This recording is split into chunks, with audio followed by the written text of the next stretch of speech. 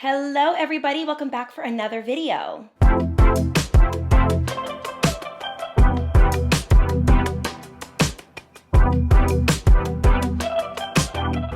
Okay, today's a video that I was really excited to make. I kind of made something similar a few months back, but so much has changed since then, and I wanted to do an entire overview on how I got rid of my cortisol face. And I wanted to kind of talk to you guys about my sculpted face routine, and we're gonna discuss all things diet, lifestyle, exercise, supplements, everything that I personally did to help with cortisol face and belly. Now, I think a common misconception about cortisol face or cortisol belly, which essentially is just high cortisol levels, is that it's just weight gain. But in reality, it's actually more than that. And I didn't even know this myself when I started my weight loss journey because I didn't know anything about cortisol face or elevated cortisol. I didn't know literally anything about it. So while I was on my weight loss journey, I was noticing such a difference in how my face was looking, how my body was looking. But then once I got to like my goal weight and where I kind of stopped seeing weight loss, I still was getting more sculpted with time. And there was a lot of different factors that came into it. Now,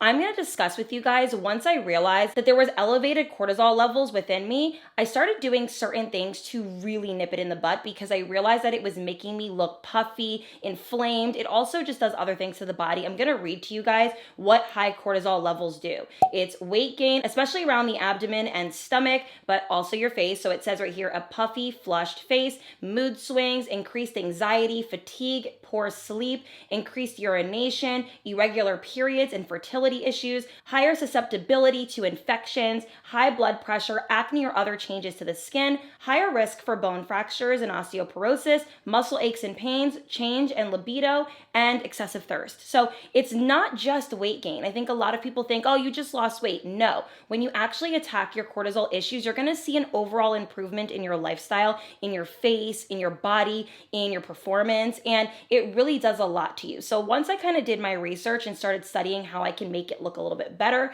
I became more sculpted and a lot healthier. So if you guys wanna get ahead and see how you guys can do that, then keep on watching today's video. I love doing any type of video that has to do with my weight loss and diet and exercise and anything that has to do with just glowing up as an individual. So if you guys like those types of videos, give it a big thumbs up and subscribe down below. And yeah, guys, let's just get into today's video.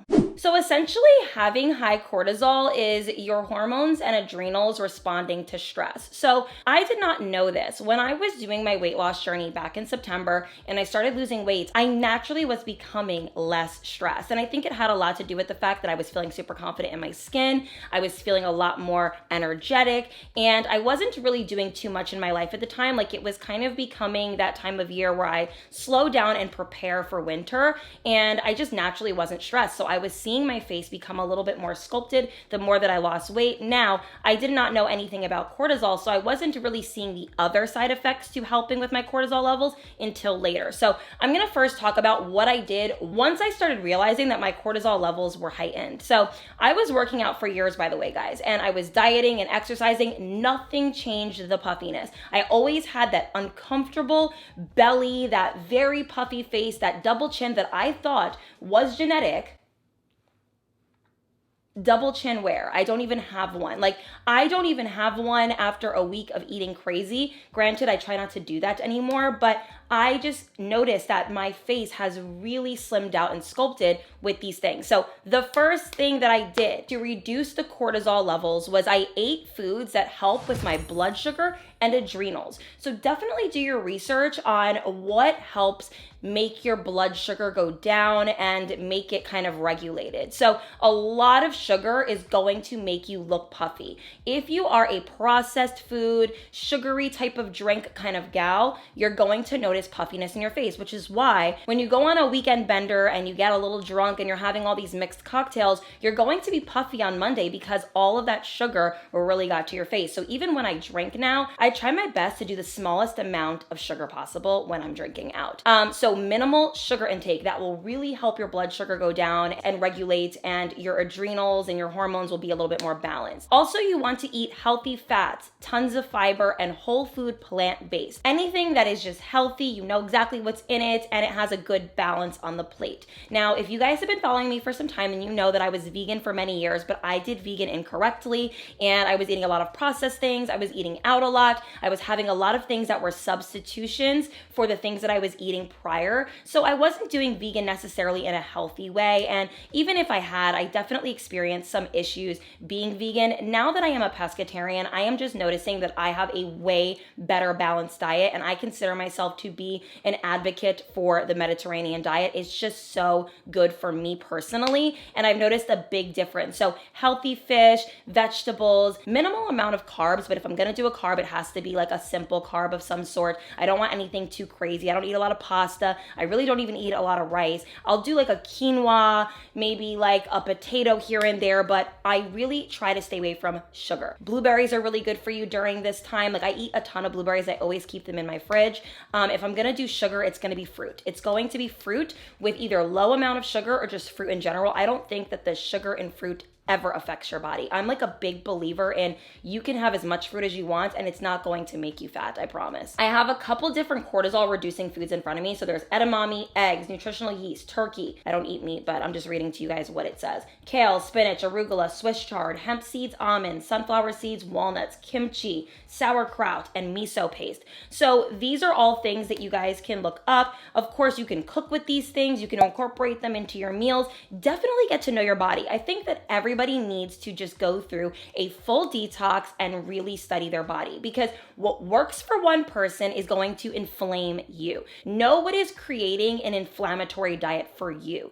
Everybody gets a little bloated from certain things. And for me, like I can't eat a ton of broccoli. Broccoli will definitely bloat me, where maybe for some people they can't eat cheese because it affects their face, it affects their skin, it makes them look not so great. Where me, if it's a really high grade cheese, I really don't have a problem at all. So everybody's body is different, and what works for one person may not work for the other, but you have to get to know your body in order to know what foods to truly consume that will help you with your cortisol face and your cortisol belly. Okay, now let's talk about fitness, because this is big, and I really do believe in cycle syncing. So if you don't know what cycle syncing is, it's essentially working out according to your cycle, your menstrual cycle.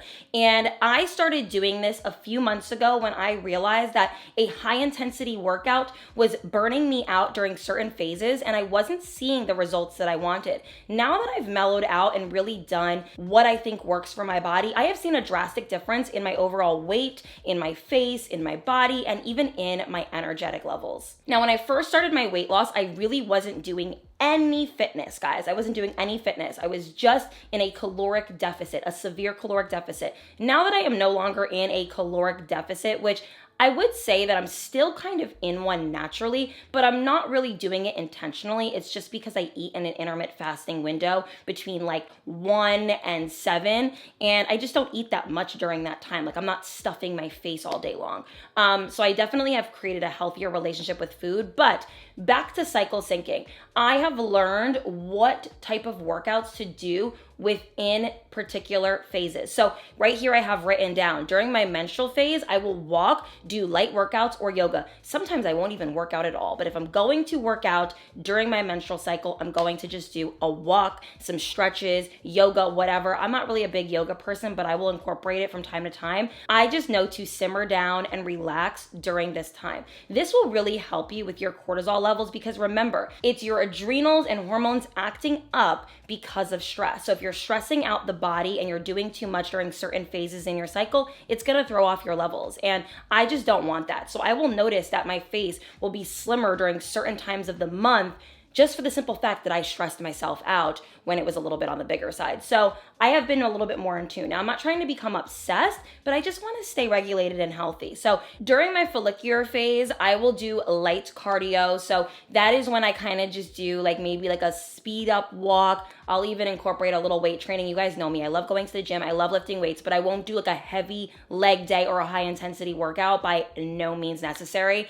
I just like to do a light day. During ovulation, that is when you bring up the intensity. So you can do anything sweaty. I I love to get sweaty during my ovulation. I am like a different woman when I'm ovulating. I am like a freaking bear that needs to be chained to a damn tree. Not only am I hypersexual during that time, but I am just so energetic and my pheromones are just spewing out everywhere. Like I am so attracted, and also in return people and things are attracted to me. So that is when I go hard in the paint in the gym. I am like yes, and yeah, it's fun. I'm actually going to be ovulating in like 5 days, and I do track my cycle on the Flow app. You guys can get different apps that will help you with your cycle syncing, but yeah, I use that. And then during my luteal phase, I'll do medium intense, so Pilates, abs, upper body, lower body, but not too crazy. Like you really want to cycle sync your fitness to see your stress levels go down, which will in return make you have less of a cortisol issue, make you a little less puffy, a little less inflamed, a little less uncomfortable, and you'll sleep better, you'll feel better, you're going to feel more energized, and it's just like an overall better experience. Like,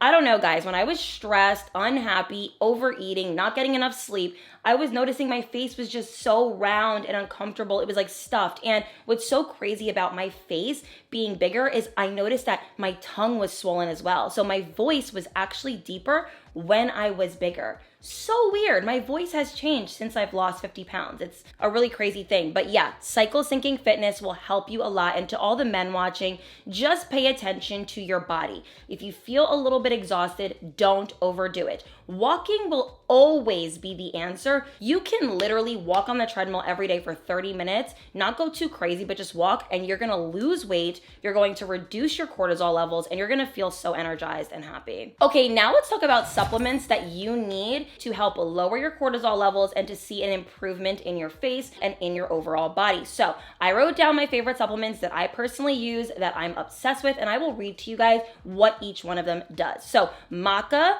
love maca. It is going to increase your sex drive though. Ashwagandha, magnesium, and L-theanine. So these are all things that you want to invest in to really see a difference in your overall performance and your overall cortisol levels. Okay, so maca, which is what I usually take all the time, it's going to support hormonal imbalance. It boosts your libido and fertility. Be careful if you are intimate with someone. It minimizes PCOS and menopausal symptoms. It improves mood, stamina, and energy levels, and it's highly nutritious. Get the maca, guys. I'm obsessed with it, and I don't have any weird side effects from taking it. Ashwagandha is really great. I think this is a good thing to take before bed. It reduces stress, anxiety, and insomnia. It improves your brain function, memory, reaction time, and concentration. It lowers your blood sugar levels, and it fights inflammation. So again, these two things are so great. And then also I did write down L-theanine and magnesium. Magnesium is fantastic. And there's different types of magnesium supplements that you can get. There's magnesium chloride, glycinate, sulfate, like there's a million. The one that I actually have is magnesium citrate, which is for digestion, but I would definitely suggest to get the glycinate for mood and sleep. But whatever magnesium capsule you guys want to get, just get it because it's going to really help you a lot. And when you're magnesium deficient, you're going to struggle with anxiety, depression. You're going to notice that you might have ADHD, brain fog, insomnia, fatigue, muscle twitches, and cramps. Get on the magnesium. And L-theanine, also really great. I will put the benefits to it on the screen. Another way to help yourself really reduce your cortisol levels is to get plenty of rest.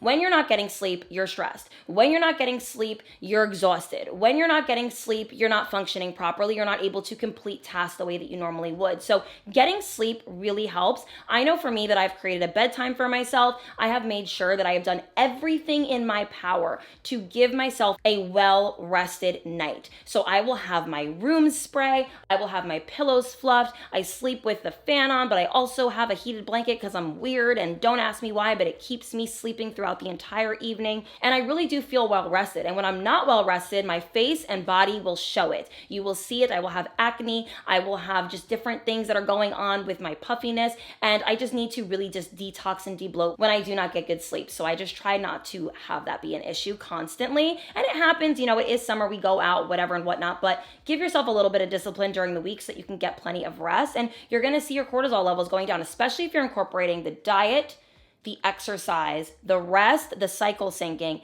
and the supplements. Boom. Cortisol face gone. You will not have that puffiness anymore. And the next thing is detoxing the body as much as possible. I detox my body naturally. We obviously naturally detox, but then on top of it, I like to do extra things. So if I know I went out during the weekend, I will stock up on my juices and make sure that I am cleansing out my body. I will eat tons of fiber because it cleans you out. I will do anything in my power to keep myself nutritious, healthy, and happy so that I can get through the week a little bit better. And I do little things to detox. Even going to the sauna is really good for you. It will help you just kind of sweat out toxins. And all of these things will really help you with inflammation, stress, and just being able to perform better in life. And once you do those things and you tackle all those issues, your cortisol face will definitely go down, and so will your cortisol belly. I have the worst cortisol belly when I'm stressed and when I'm lethargic and when I've been sitting too much. So what I've learned is to have nightly walks or just daily walks in general, to go to the sauna, to move my body in some way, to eat things that make me feel satiated and happy, but not stuffed and just uncomfortable. I do not eat to the point of discomfort anymore. When you do that, you're screwing yourself. And I know a lot of people think, oh my God, cortisol face is just being fat. No, it's not. It's stress. It's stress to the hormones. It's stress to the adrenal glands. You have to do what you need to do to help minimize that. Even giving yourself massages. I love giving myself massages. And we get into that next, which is the gua sha, which I feel like has changed my face as well. But massages to your stomach. I am really big at laying on the couch and massaging my stomach like this after I've had a meal. I'm so big on it. Pushing down the bloat. It's so good. Start practicing doing massages on yourself. Watch YouTube videos on how to give yourself a lymphatic massage and, kind of getting the adrenals to like almost detox in a way. Life-changing. And the next thing that I wrote down for my face being more sculpted is gua sha. I'm not playing around. I do a gua sha routine. I follow a YouTube video. I try to do it every single night, or I'll even do it before I do my makeup. And I have seen such a difference in my overall jawline. You guys always tell me like, your jaw is so sculpted. How did you get it to look like that? Well, weight loss, diet and exercise, gua sha, okay? And it also helps lift the face naturally. Like, you don't need to get Botox all the time. You can just kind of lift your face naturally with a gua sha tool, and I have seen such a lifted, more youthful look to my face, and I really have to say it's all about the reducing stress and the gua sha for me. So I am really big on that, and I just think that doing these little self-care things to get to know yourself better, to treat your body like the temple that it is, you're gonna see such a difference. And there is just nothing worse than feeling uncomfortable in your skin. Like, looking back at pictures and videos of myself with cortisol face makes me uncomfortable. I cringe. And it's not because I'm like, oh my God, I'm so skinny now, but I'm just uncomfortable for myself. I didn't know how bloated and uncomfortable I was in my body. Granted, I kind of felt it, but I just didn't know I was capable of having a more sculpted look, and I didn't realize that it was my natural face that looked like this. There is a difference between getting rid of your cortisol face and just, getting older and being more sculpted. So usually people that were born with like baby fat faces, they will naturally have slimmer faces as they get older. That is not what we're talking about. I had that baby fat face at 25 years old. I'm 27, okay? We had that face because we were fat, because we weren't taking care of ourselves, because we were stressed, because we were uncomfortable. Once I really just lost the weight and started attacking the issues I was having with my adrenals, with my hormones, with the foods I was eating, with my blood sugar, I know better now. And it sucks because of course we want to be able to have fun, consume sugar, things like that. But I'm telling you, like, sugar is the devil. Hopefully my advice could help you guys. I am no doctor. I am not a professional, but I am someone who went through this and saw exceptional results. So definitely try a little cleanse for yourself. Detox from certain foods that you think are possibly giving you a little bit of bloating and discomfort and maybe cortisol face. Get on the supplements that you know are going to be healthy and good for you. Start exercising around your cycle and just move your body daily. Reduce your stress. Get some sunlight. And you guys will see a difference in your face in like 2 weeks. Losing cortisol face does not take that long. That's what did it for me, guys. Like, I had no idea that I could get a slimmer sculpted face in a month. Insane. And I notice when I'm not nurturing that because I'll have different moments of like puffiness that I shouldn't have due to just stress, not eating right, and not doing the cycle syncing. So once I get back on that path, I start to see a more sculpted look on me. So I hope you guys enjoyed today's video. Please get after all of these tips and see what it does for you. And I will see you guys in the next video. Bye, everyone. Mwah.